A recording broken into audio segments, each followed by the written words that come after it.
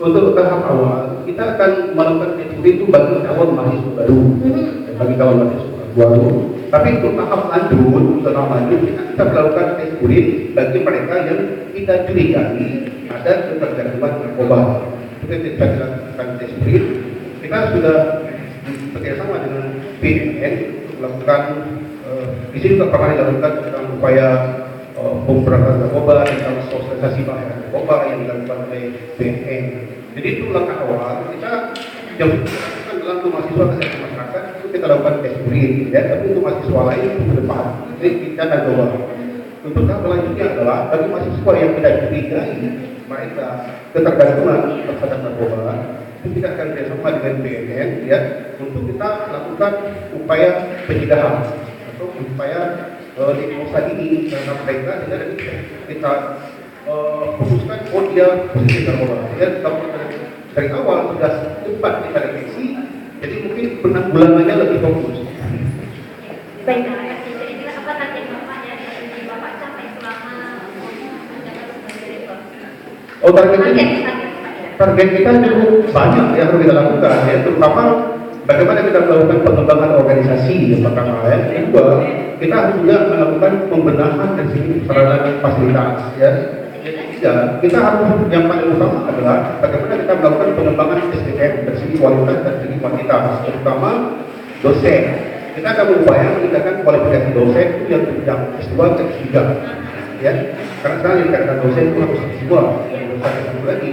Kemudian dalam waktu dekat kita sudah membentuk import untuk membuka program magister di sini, S2 di program di Fakultas FI penjurusan pendidikan dasar. Misalkan nanti pada bulan Juni kita akan upload sistemnya ke Kementerian Dikti untuk kita posisi orang yang sudah kita siapkan, ya. Di samping itu juga kita akan melihat beberapa program studi baru untuk kita buka yang sifatnya link and match dengan lapangan kerja. Itu akan kita coba buka.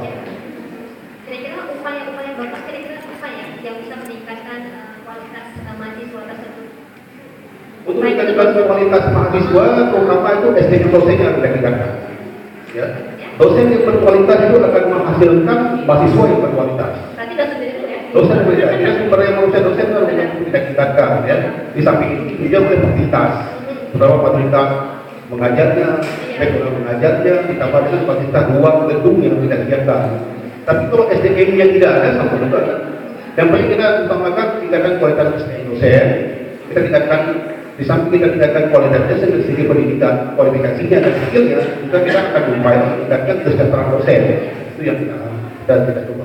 Tadi Bapak sempat bilang kita harus tingkatkan kualitas dosennya dulu. Dosennya ada nggak dosen terbang dari luar negeri ini? Maksudnya dari Malaysia, dari Singapura, dari Jawa, dosen-dosen terbang?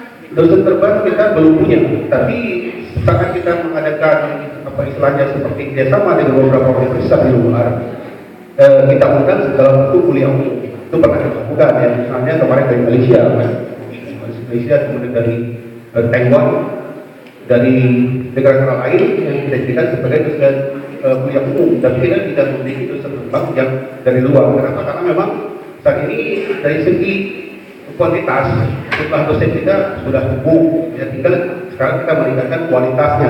Kualitasnya dalam artian yang S2 kita upayakan mereka akan menunjukkan S3. Baik, terima kasih ya untuk Bapak